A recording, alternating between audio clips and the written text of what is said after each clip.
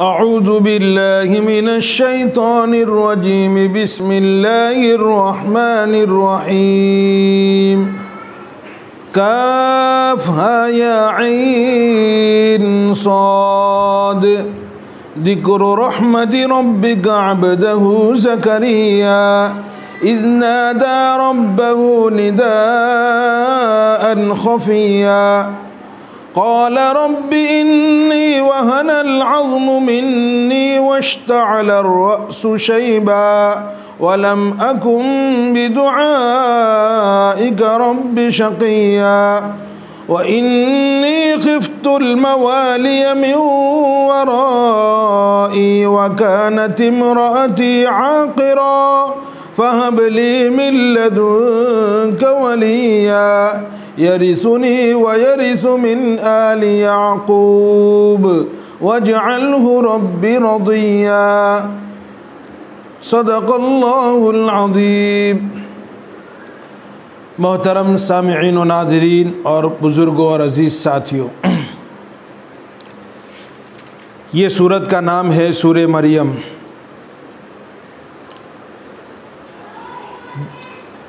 اس سورت کو جب ہم دیکھتے ہیں تو اس سے پہلے مفسرین کا یہ کہنا ہے کہ اس سے پہلے مکہ میں 34 بلکہ 43 یعنی 43 صورتیں اتر چکی تھی،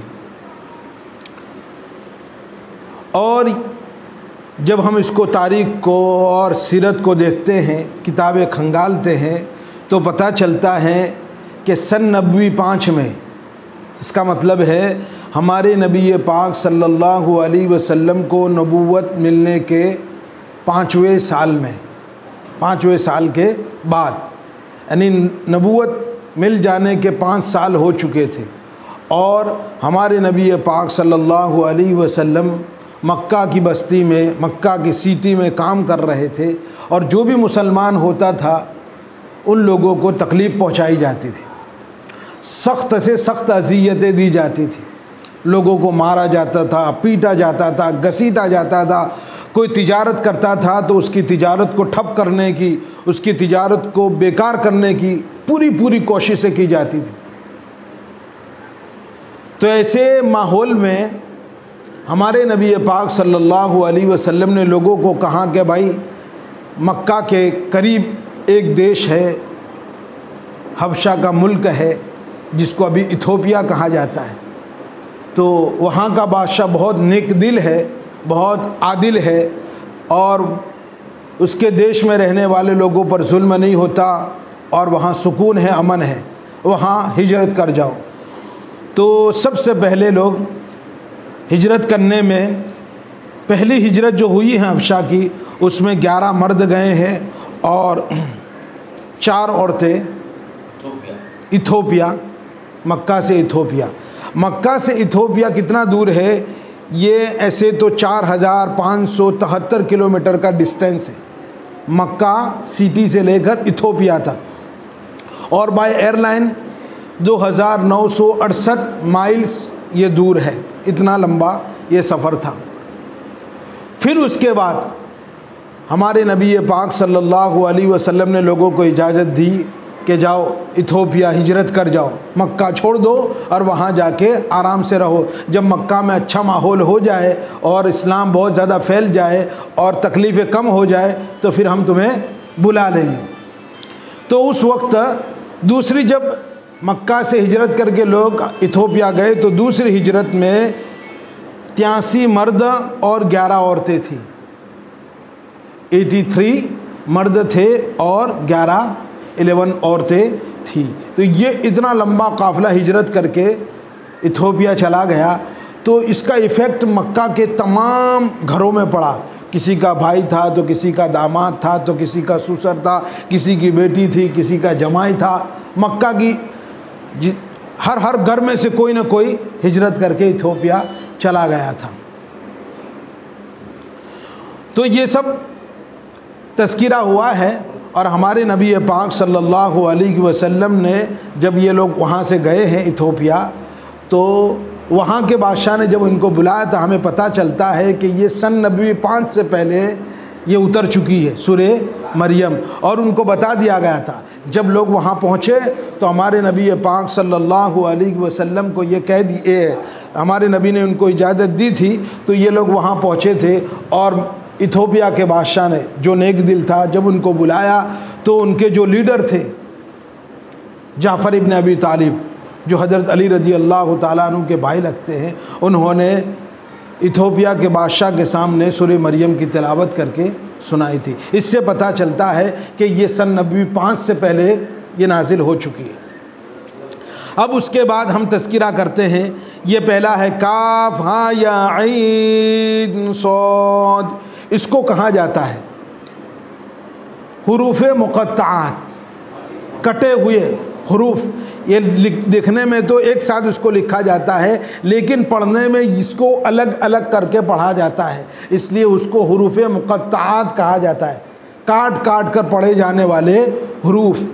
تو ایسے حروف اس طریقے سے، جس طریقے سے یہاں سورت شروع ہوئی ہے کاف ہاں یا عین صاد، ذکر رحمت ربک عبدہ زکریا، اس طریقے سے جو تذکرہ ہوا ہے، ایسے پورے قرآن میں 114 صورتیں ہیں، تو 114 صورتوں میں 29 صورتیں اس طریقے کے حروف مقطعات کے ساتھ شروع ہو رہی، جیسے یاسین، الف لام میم، الف لام را، حامیم، الف لام میم صاد، پھر قاف والقرآن المجید، نون والقلم وما یسطرون، اس طریقے کی جو صورتیں ہیں یہ پورے قرآن میں 29 صورتیں ہیں۔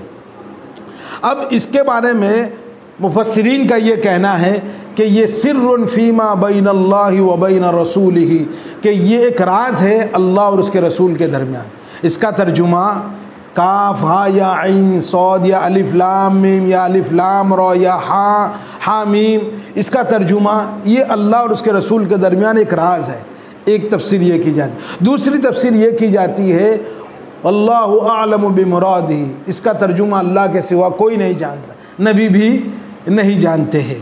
لیکن کچھ لوگ کہتے ہیں کہ نہیں، اس کا معنی ہے یہ ایک شارٹ فارم ہے، ایک شارٹ فارم ہے، اس کا فل فارم بتایا جاتا ہے، اور لوگ اس کو علماء اور بڑے بڑے علامہ اس کا فل فارم بتاتے ہیں، یہ ایسا کہتے ہیں۔ اور کچھ لوگوں کا ایسا کہنا ہے کہ یہ جو حروف مقطعات ہے یہ عربوں میں اس کا ٹرینڈ تھا، عربوں میں یہ چلتے تھے، یوزیبل تھے، عربوں کی یہ اسٹائل تھی کہ کچھ اس طریقے سے ورڈ بولتے تھے، پھر اس کے بعد پورے سینٹنس بولتے تھے۔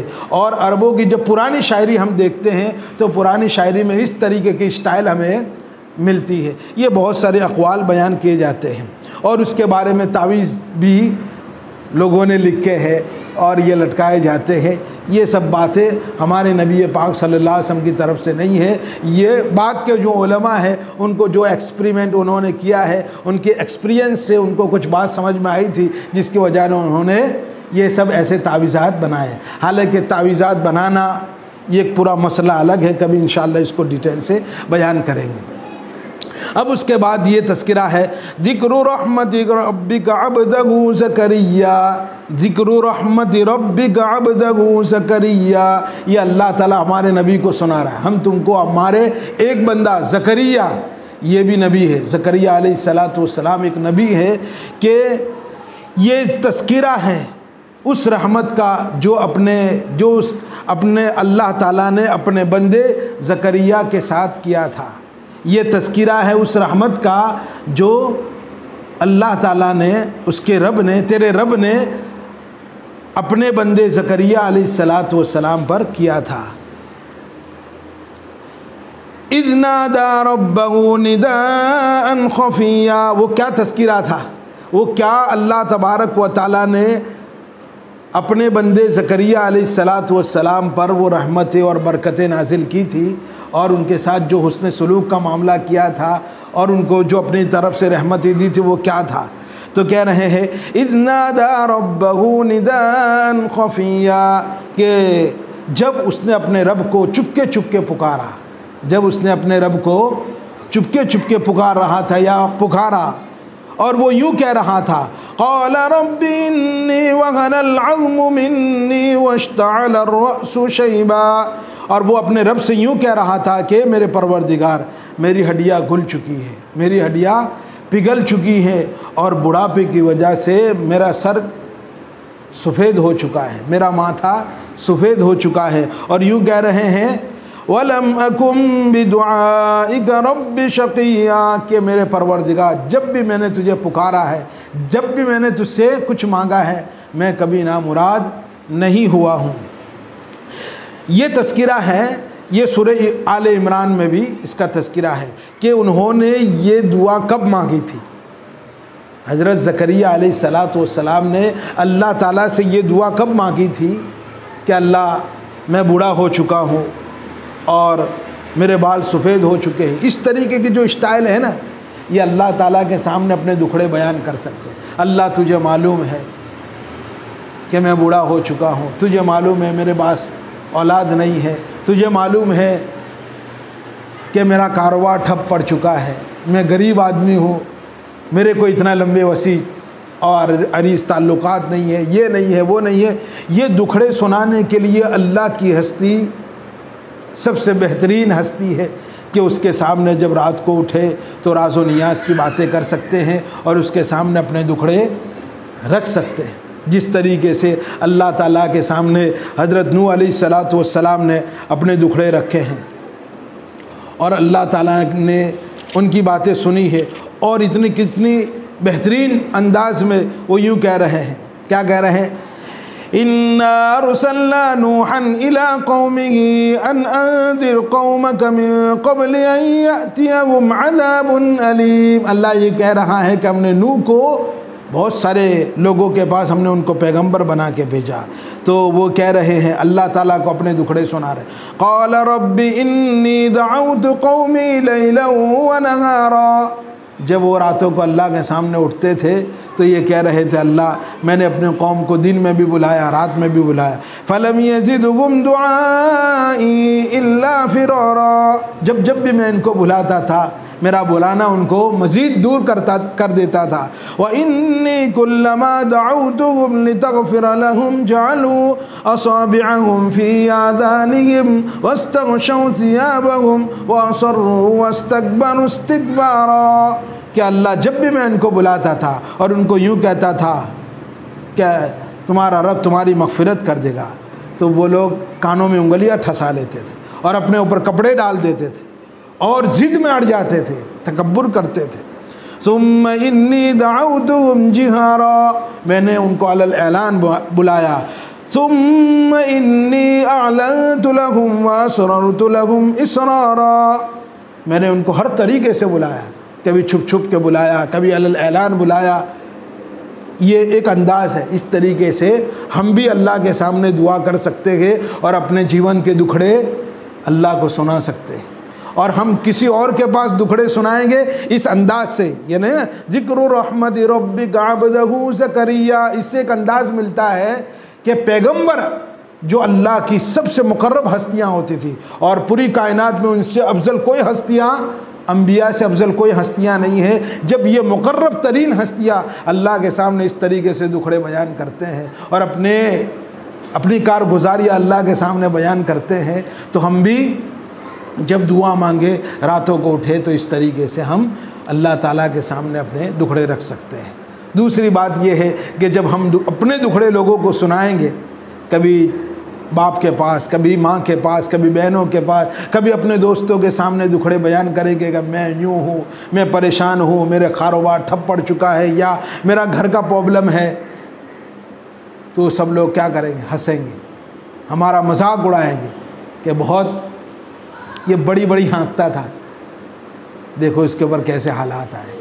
اس لیے جب اللہ کو سلائیں گے تو اللہ ہمارا پرابلم بھی سولو کرے گا اور ہمارے حالات بھی دور کرے گا۔ جب ہم لوگوں کو سنائیں گے تو کیا ہوگا بھائی؟ لوگوں کو سنائیں گے تو لوگوں ہماری مذاق اڑائیں گے۔ تو یہ حضرت زکریا علیہ السلام نے کب دعا مانگی تھی، وہ سچویشن کیا تھی، کنڈیشن کیا تھی، اللہ تبارک و تعالی ہمیں بتاتا ہے، اور یہ آل عمران میں پتہ چلتا ہے۔ آل عمران سے۔ کلما دخل علیہا زکریا المحراب وجد عندها رزقا قال یا مریم انا لک ھذا۔ یہ مریم جو ہے نا سلام اللہ علیہا، جو سورہ مریم آگے ان کا تذکرہ آئے گا، میں پوری ڈیٹیل سے مریم سلام اللہ علیہا وہ کون سی عورت تھی، ان کے کیا فضائل ہے میں بعد میں بیان کروں گا، لیکن یہاں جو تذکرہ ہے کہ یہ مریم سلام اللہ علیہا یہ حضرت زکریا علیہ السلام کے کفالت میں تھی، اور یہ زکریا ان کے خالو لگتے تھے، اور یہ کفیل تھے کس کے؟ مریم کے سلام اللہ علیہا۔ تو یہ بیت المقدس میں ان کو رکھا گیا تھا، کس کو؟ ان کا تذکرہ بعد میں آئے گا۔ تو ان کو ایک محراب میں رکھا جاتا تھا، اور جب بھی زکریا علیہ السلام ان کی پوچھ پرچھ کے لیے یا ان کی وزٹ کے لیے جب جاتے تھے، کس کی؟ مریم کی، یہ ان کے خالو لگتے تھے، تو سامنے قسم کے آئٹمس دیکھتے تھے، کھانے پینے کی چیزیں۔ تو اللہ تعالیٰ یہ کہہ رہا ہے کلما دخل علیہا زکریا المحراب، کہ جب زکریا مریم کے پاس محراب میں جاتے تھے جب بھی، وجد عندها رزقا، کہ ان کے پاس کھانے پینے کی چیزیں دیکھتے تھے۔ قال یا مریم انا لک ھذا، کہ ایسے ماحول میں بغیر موسم کے پھل تم کو یہاں اتنی قسمہ کی جو آئٹمس ہیں وہ تمہیں کون لا کے دیتا ہے؟ کس نے لا کے دی تم کو؟ تو مریم کہتی ہیں قالت هو من عند اللہ، یہ اللہ کی طرف سے ہے، ان اللہ یرزق من یشاء بغیر حساب۔ پھر آگے یوں کہہ رہی ہے، یہ مریم کہہ رہی ہے کہ اللہ کی طرف سے مجھے سب کھانا مل رہا ہے، اور اللہ تعالیٰ جس کو چاہتا ہے بغیر حساب کے دیتا ہے۔ یہ اللہ تبارک و تعالیٰ کا قاعدہ ہے، اللہ جس کو چاہتا ہے اس کو یبسط الرزق لمن یشاء ویقدر من یشاء، اللہ جس کا چاہتا ہے رزق کھول دیتا ہے، اور جس کا چاہتا ہے تنگ کر دیتا ہے۔ رزق کا ڈیپینڈ یہ علم پر بھی نہیں ہے، ہنر پر بھی نہیں ہے، آدمی کی ہوشیاری اور بدھی پر بھی نہیں ہے۔ یہ قرآن ڈکلیئر کرتا ہے یبسط الرزق لمن یشاء، کہ اللہ جس کا چاہتا ہے رزق بڑھا دیتا ہے، ویقدر من یشاء، اور اللہ تعالیٰ جس کا چاہتا ہے رزق تنگ کر دیتا ہے۔ بہت سے انٹیلیجنٹ ایسے لوگ ہیں، بڑے بڑے ٹیلنٹڈ، جن کے پاس بڑا دماغ ہے، لیکن وہ ناواقف بندوں کے ساتھ اور بالکل ابھڑ ان ایجوکیٹڈ لوگوں کے پاس خدمت کر رہے ہیں، نوکری کر رہے ہیں۔ بڑے بڑے ٹیلنٹڈ والے بندے، ان کے پاس رزق نہیں ہے، کیوں نہیں ہے؟ اور ایسے بہت ان ایجوکیٹڈ لوگ ہو گئے جن کے پاس نہ ٹیلنٹ ہے نہ بدھی ہے، ان کو خود کی سگنیچر کرتے نہیں آتی، لیکن اس کے باوجود بھی وہ روزی ایسے لے رہے ہیں جیسے سمندر سے پانی کھینچ رہے ہیں۔ کیوں؟ کیونکہ اللہ تبارک و تعالیٰ نے رزق کی تقسیم اللہ نے اپنے ہاتھ میں رکھی ہے۔ اگر اللہ تعالیٰ یہ بندوں کی سپرد کر دیتا اور لوگوں کے ٹیلنٹ پر اس کا ڈیپینڈ ہوتا، یعنی جس کا زیادہ ٹیلنٹ ہوتا، جس کے پاس جتنا بڑا ہنر ہوتا، جتنا بڑا علم ہوتا، جتنے زیادہ اس کے پاس انسٹرومنٹ ہوتے، ٹول ہوتے، اور اس کو روزی ملتی، تو دنیا کا ماحول اور دنیا کا نقشہ یہ ہوتا کہ دنیا میں جتنے بھی بڑے ٹیلنٹڈ لوگ ہیں ان کے پاس سب سے زیادہ روزی ہوتی۔ حالانکہ ایسا نہیں، جتنے بڑے بڑے ملینوں پتی ہیں، بڑے مالدار کھربوں پتی، یہ سب کے سب آپ اگر سروے کریں گے تو اس میں 90% لوگ ایسے ہوں گے جو 10ویں پاس نہیں۔ یہ اللہ تعالیٰ کا نظام ہے۔ تو یوں کہہ رہے ہیں آگے، ہنالک دعا زکریا ربا، اسی وقت ہنالک دعا زکریا ربا، اس جگہ پر ان کو یہ بات کلک کر گئی کہ یہ مریم کو بغیر موسم کے پھل مل سکتا ہے، اور اللہ کی طرف سے ان کو قسم کی آئٹمیں کھانے مل رہی ہے، تو یہ اللہ تعالیٰ ہی ان کو بھیج رہا ہے۔ اس وقت ان کو یہ کلک ہو گئی، اسی جگہ انہوں نے کھڑے کھڑے یہ دعا مانگی جو اللہ تعالیٰ نے سورہ مریم میں شروع سے ہمیں بتا رہا ہے۔ اس طریقے سے انہوں نے دعا مانگی تھی، ہنالک دعا زکریا ربا۔ اس وقت زکریا علیہ السلام نے اپنے پروردگار کو پکارا اور یوں کہا، قال رب هب لي من لدنك ذرية طيبة، کہ اللہ تو مجھے نیک صالح اولاد عطا فرما، نیک صالح اولاد عطا فرما، انك سمیع الدعاء، تو یہ دعا کو سننے والا ہے، تیرے سوا کوئی نہیں ہے۔ اس سے کیا پتہ چلتا ہے ان آیتوں سے اور سورہ مریم کی آیتوں سے کیا پتہ چلتا ہے؟ اولو العزم پیغمبر ہے زکریا علیہ السلام، اللہ کے نبی ہیں، اللہ کے پیغمبر ہیں، اس کے باوجود بھی اولاد کس سے مانگ رہے ہیں؟ اللہ سے مانگ رہے ہیں۔ رزق بھی اللہ ہی دے رہا ہے، اولاد بھی اللہ ہی دے رہا ہے۔ جب بڑے بڑے پیغمبر، یہ اسٹائل کس کی ہے؟ حضرت زکریا کی۔ ہمارے نبی کی کیا اسٹائل ہے مانگنے کی؟ ہمارے نبی کا کیا انداز ہوتا تھا مانگنے کا اللہ کے سامنے، اور کتنے تزلزل کے ساتھ اور عاجزی اور مسکنت کے ساتھ ہمارے نبی اللہ کے سامنے مانگتے تھے، وہ انشاءاللہ میں آئندہ کل بیان کروں گا۔ اللہ تعالیٰ عمل کی توفیق نصیب فرمائے۔ اس سے ہم سب کو دعا مانگنے کا ایک انداز پتہ چلا کہ کہیں ایسی کوئی چیز دیکھے اور آپ کو پتہ چلے، ایمان تازہ ہو جائے کہ یہ اللہ ہی کی طرف سے ہے، تو اسی وقت بندے کو اللہ تعالیٰ سے مانگنا چاہیے۔ اللہ تعالیٰ عمل کی توفیق نصیب فرمائے، قرآن کا شوق اور ذوق نصیب فرمائے، اللہ محبت نصیب فرمائے۔